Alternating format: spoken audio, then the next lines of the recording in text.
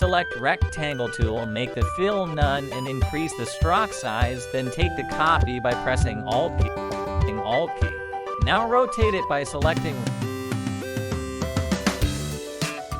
Rotate tool, then select the both and choose Shape Builder tool and hold Alt key to delete the shape and combine the shape by using Shape Builder tool.